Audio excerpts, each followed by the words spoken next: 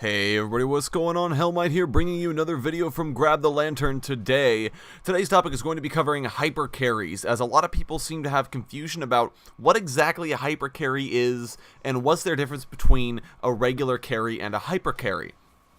And I thought this was a fairly simple topic, but a lot of people have expressed confusion, so I figured I'd go ahead and address that now.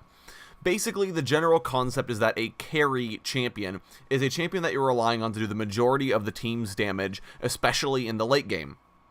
And this can apply to both AP and AD champions.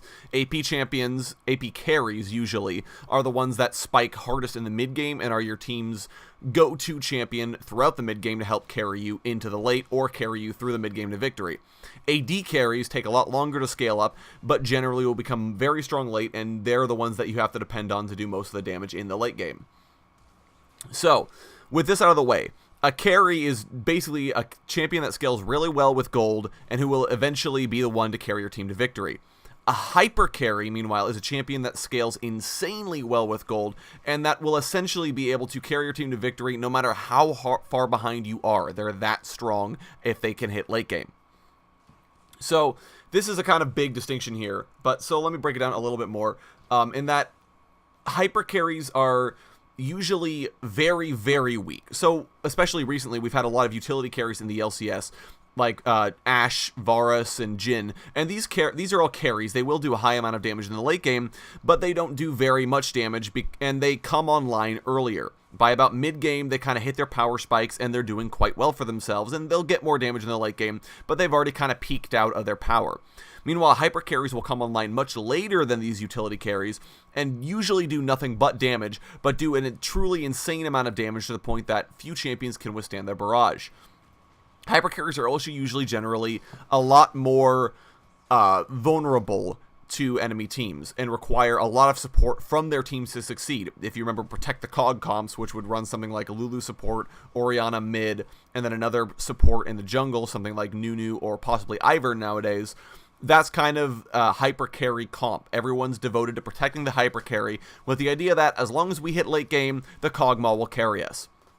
Meanwhile, regular carries don't need that much support. They can use it. Lucian is totally fine if he gets a bunch of shields and heals from his allies, but he doesn't necessarily need it. He functions totally fine without having that.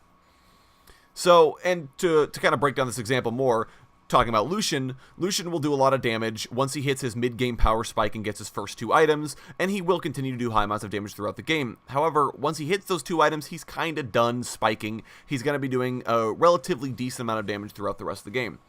Meanwhile, Vayne, who hits very late game, will be doing an insane amount of damage even to tanks because she does percent max HP true damage. So she will be able to kill literally everything in only a few shots, whereas Lucian will need a lot more time. Vayne is a hyper carry, Lucian isn't.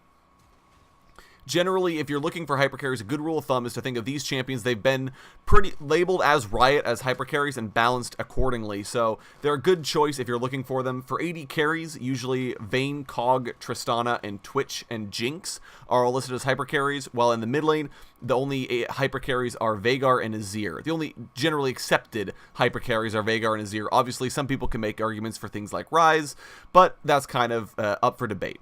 So I hope this explained to you guys kind of what a hypercarry is and why they're different from regular carries, and maybe you can go ahead and experiment with them in your next game.